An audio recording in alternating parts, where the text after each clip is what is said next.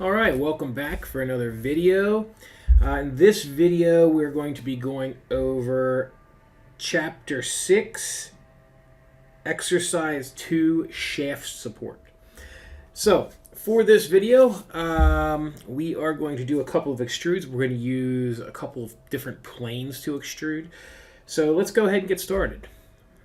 First thing I'm going to do is start a sketch, and I'm going to start that in the XY plane. And I'm going to start out with this base. So to draw this base, I'm actually going to start out with the two circles on the end. The arcs, which are 22 millimeter. So I can tell that this is in millimeters.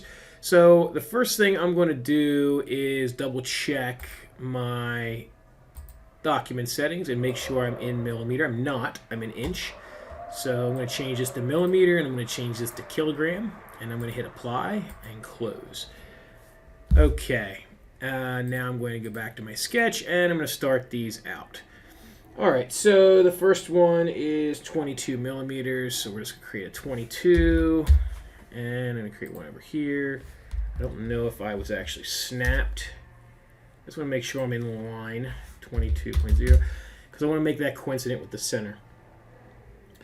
Next thing I'm going to do is I'm going to create the distance between those. So just going to make sure that this is 100 millimeters.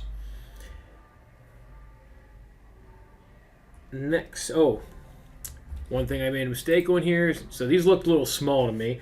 That was a radius. So I want to make sure that I make them 44, which is actually what they're supposed to be. All right, so in the notes, you have to see here that it notes the two 40 radius arcs are at the same, or at the base, share the same center. So basically what that means is they're centered between these two, and it's centered on this line because they share the same center point.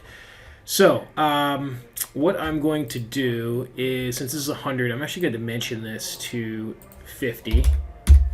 So that they're centered on there. And I'm also going to make sure that these are constrained to the center. There we go. So they're fully constrained. All right, so the next thing I'm going to do is I'm going to draw an arc. And it says 40 radius, so it's an 80. And then I'm just going to connect these.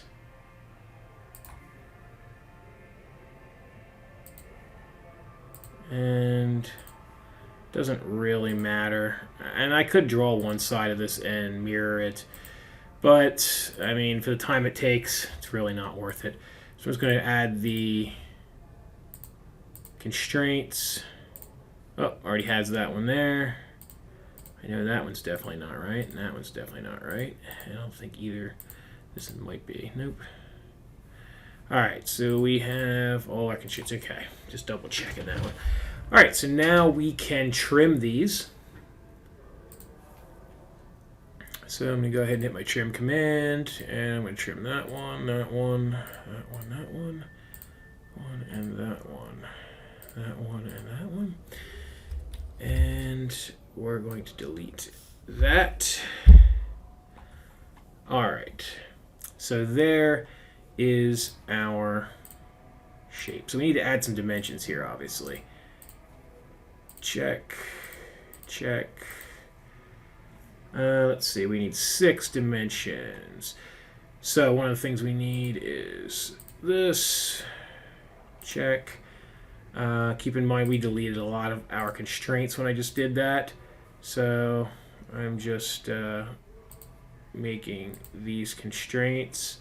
So we need 3 more dimensions, which I bet one of them is probably that arc. So we need 2 dimensions, which I'm guessing is just where it's located. And that is easy enough. Center point. Oh, I don't have my zeros or my origin. So I need to go click on my origin, project, and let's try and make that happen now. Okay, I'm gonna update, All right, so it's saying it's fully constrained, despite the fact that I do not have it all orange or all purple. So that's okay, as long as it says it's fully constrained. I'm going to hit Finish Sketch, and I'm actually going to hover over that sketch. It is fully constrained, so I'm not sure why the colors don't update. Sometimes that's just the way it is. Yeah, it's just a little goofy. But we've got it fully constrained. So I'm going to go back in there, just finish up, put my holes in. I just wanted to make sure that it was fully constrained. And we have 15 and 15. Finish that sketch. And let's see here. We're going to extrude this down. So I'm going to extrude this. I'm going to reverse that. And we're going to make that 18.0 as the drawing says. I'm going to call this base. And we're going to create another sketch. And I'm going to create this sketch on the YZ plane. And I'm going to rotate this just so I can kind of look at it the way I want to look at it. I'm going to right click and do my slice graphics. And let's see here. We're going to create a shape that is sort of a trapezoid. So I'm just going to create a base shape here, and we're going to figure this thing out from there. Actually, I don't even need that one. So dimension this bottom, which it is telling us is 67.0, and the top to the top is 58. Enter, and dimension the top, which is 46, and this is a great time to use a symmetric command. So we're going to use a symmetric, make that symmetric to that. And of course I forgot to give myself a line. Okay, well, let's try that. Actually, let's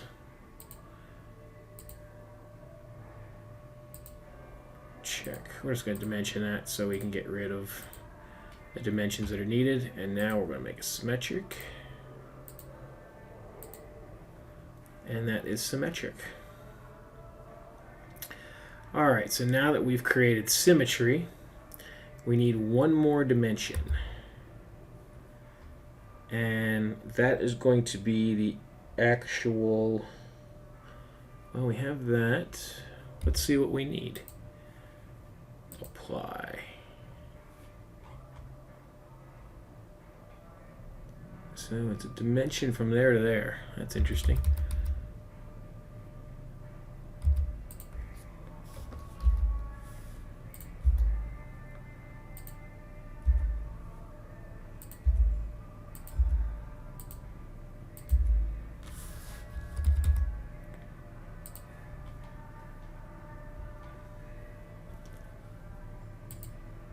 So 4 dimensions needed. Alright, so let me put this symmetry on here again. Oh, it's on there. Alright, let me just add the auto, apply.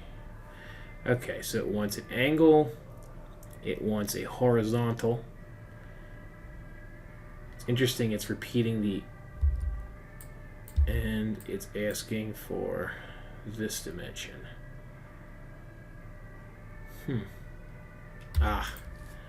Let's delete that one. That's the one I was missing. Check. Okay. So that makes sense. So we got our angle. We've got everything we need there, and I'm going to hit Finish Sketch. And I'm going to extrude that profile. Alright, so the problem here, this is what happens if you have an open profile sometimes. Sometimes it will extrude below. So what we're going to do there to fix that is we're just going to go in and we're just going to create a line between these two. So we close that profile. So it's not uncommon. Sometimes you can get away without having it, but sometimes you can't. Sometimes you have to add that in there. So we're going to bi-directional that, and I believe that is 18 as well. So we'll hit OK. So that looks good. All right. So now we're going to add our extrude at the top. So I'm actually going to start a sketch, and again, I'm going to do this on that plane because I want to be able to, if I start it on one of these faces, I'm going to have to do an asymmetric extrude, which is kind of a little bit more work than I need to do. So I'm just going to create it on this plane. All right, so I'm going to create centered to there, and I'm going to slice these graphics. Slice graphics so I can see it. Finish sketch. That looks good. I believe that is fully constrained. It is. Forgot to check before I was done. Extrude this. Bidirectional. It is 40. Now you can see I can't see the whole thing. Okay. So that's a little bit of a problem. So we need to go back in. I'm going to edit this, select that one as well. Okay, there we go. That's a little bit closer to what we want. And then for the other one, I could either, I'm going to call this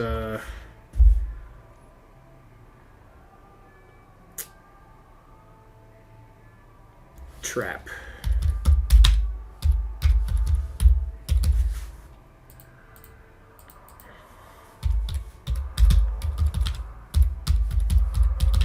Cylinder extrude, and then of course I'm going to create a hole extrude and make it concentric. Diameter of our hole is 30, and there we go. Oops. 30 mm hole. Okay, and there we go. There is our finished part. So I don't think I missed anything in there. I'm just double checking. So we've named all of our stuff. I can open these up and double check to make sure I'm fully constrained on all these sketches. And I am. So that looks good. All of my planes are turned off. I don't have any of those on. And I don't have any rogue sketches or features in here as well. So if I hand this in, it should score a perfect score.